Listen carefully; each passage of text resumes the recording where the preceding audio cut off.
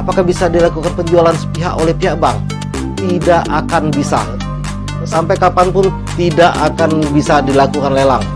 Kalau diminta dilakukan pengosongan rumah, tidak bisa. Tidak bisa dilakukan lelang. Tidak bisa dilakukan penarikan secara paksa. Alias jaminan ini tidak bisa diapa-apakan.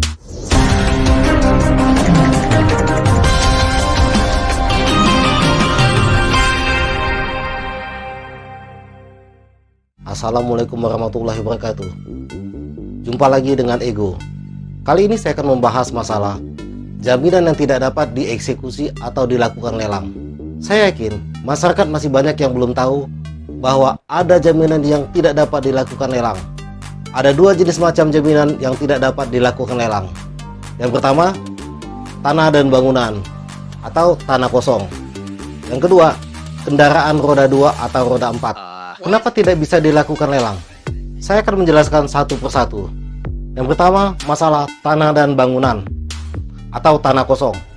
Hal apa saja yang bisa membuat jaminan ini tidak bisa dilelang? Yang pertama, perjanjian kredit dilakukan hanya di bawah tangan. Tanda tangan dilakukan tidak dengan notaris dan tidak dipasang hak tanggungan.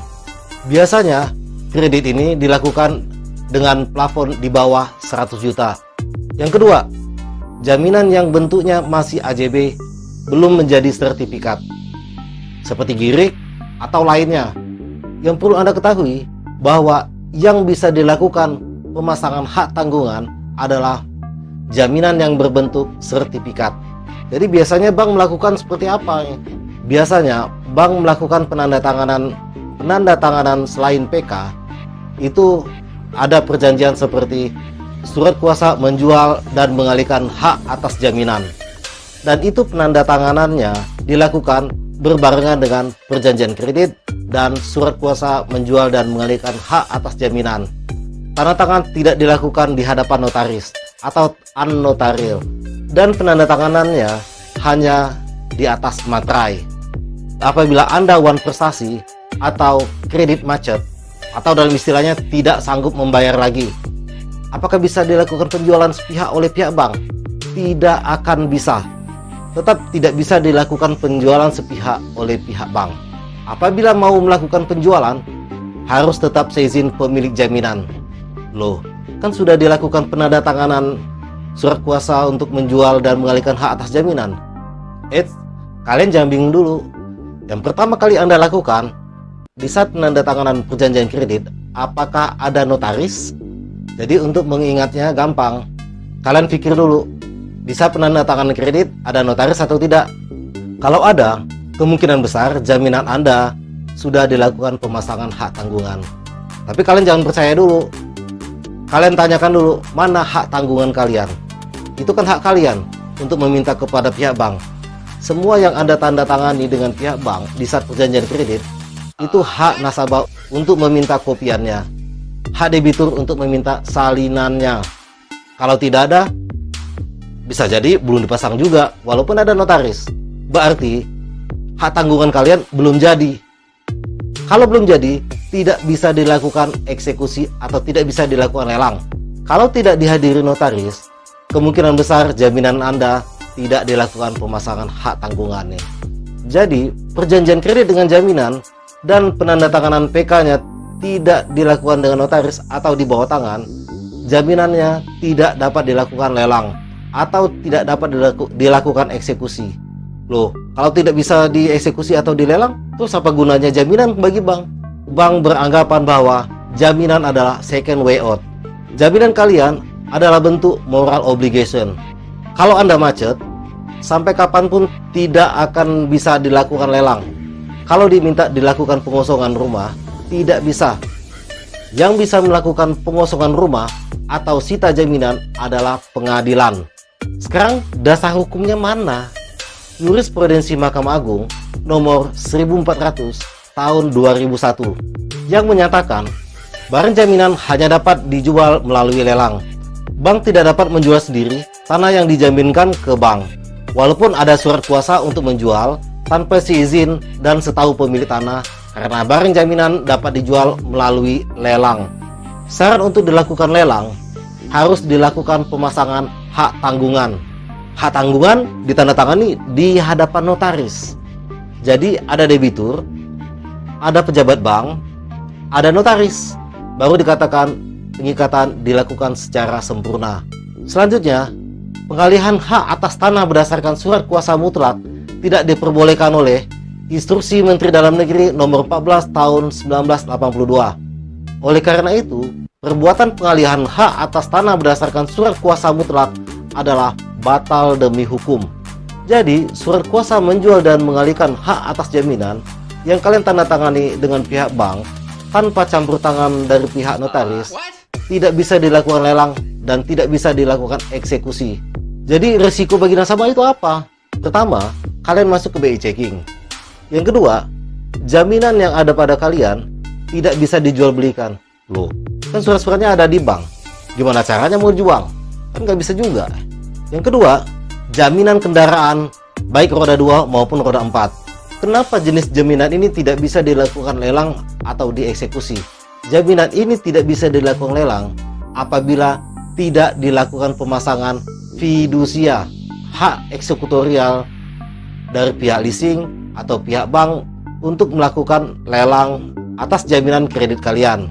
Untuk memastikan jaminan Anda sudah dilakukan fidusia atau belum, kalian minta aja ke pihak leasing, mana fidusianya, saya mau lihat ya, dan minta juga salinannya.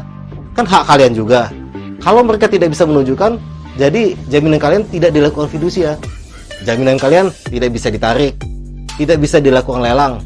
Kan tidak ada fidusia. Tanpa fidusia, jaminan tidak bisa diapa-apakan. Kalau pihak bank atau pihak leasing bisa membuktikan bahwa jaminan kalian sudah dilakukan fidusia, berarti bank atau leasing berhak untuk melakukan lelang atau sita jaminan. Tapi lelang atau sita jaminan ini tetap melalui prosedur ya. Bukan berarti kalian menunggak langsung bisa ditarik semena-mena oleh bank atau pihak leasing. Tidak bisa juga. Bukan apa-apa. Untuk masalah kredit bermasalah atau kredit macet, cara penyelesaiannya harus melalui lelang. Jadi, kalau pihak leasing atau pihak bank mau melakukan lelang, harus melalui mekanisme pengadilan. Apabila pihak leasing, pihak pejabat leasing, atau bank membawa surat tugas untuk melakukan sita jaminan kalian, kalian jangan mau. Itu tidak akan berlaku. Yang bisa mengeluarkan surat untuk penarikan jaminan atau dilakukan lelang itu adalah pengadilan. Jadi surat dari leasing itu tidak berlaku. Sekarang pertanyaan saya begini, mana yang lebih berhak untuk mengeluarkan surat eksekusi dari pihak leasing atau pihak pengadilan? Kalian pegang yang mana? Pasti pengadilan lah. Jadi surat-surat dari leasing itu surat tugas dari leasing untuk penarikan jaminan, kalian abaikan. Tidak boleh dilakukan penarikan. Yang harus kalian garis bawahi adalah yang bisa mengeluarkan surat pengambilan jaminan itu adalah melalui pihak pengadilan. Jadi, jaminan kendaraan yang tidak dipasang fidusia sampai kapanpun tidak akan bisa dilakukan lelang dan tidak bisa diapa-apakan. Terus bagaimana selanjutnya? Bagaimana kerugian pihak leasing? Pihak leasing ruginya secara finansial, profitnya akan berkurang. Tapi nasabah ada ruginya juga. Di saat kalian mau bayar pajak gimana? Kalian butuh BPKB. Bisa kalian mau jual belikan kendaraan kalian harus butuh BPKB, sedangkan BPKB ada di leasing. Jadi tetap juga namanya hutang adalah hutang, wajib dilunaskan. Lunasnya kapan? Itu kalian ada uang lah. Saya nggak tahu. Kapanpun kalian ada uang, rezeki, berdoalah sama Tuhan. Berdoalah. Bismillahirrahmanirrahim. Doalah. Berdoa yang khusus, tangannya tinggi-tinggi.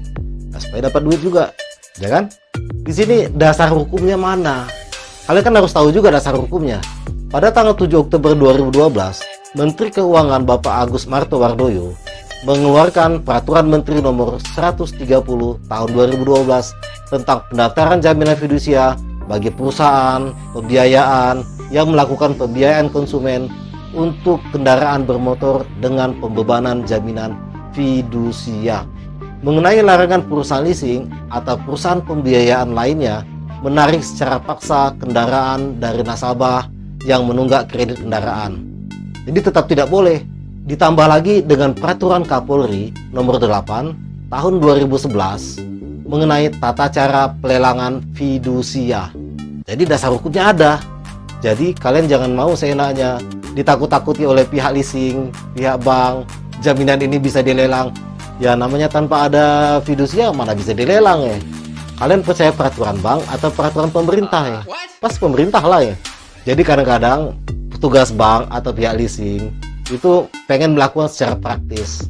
Kembali lagi, kalau kredit bank atau kredit leasing semua nasabah lancar, secara kinerja dapat timbal balik juga, baik insentif maupun GE-nya bagus juga.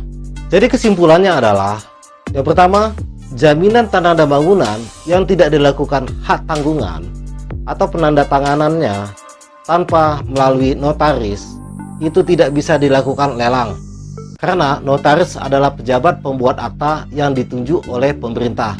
Semuanya harus melalui notaris. Yang kedua, penandatanganan perjanjian di bawah tangan itu tidak bisa dilakukan eksekusi.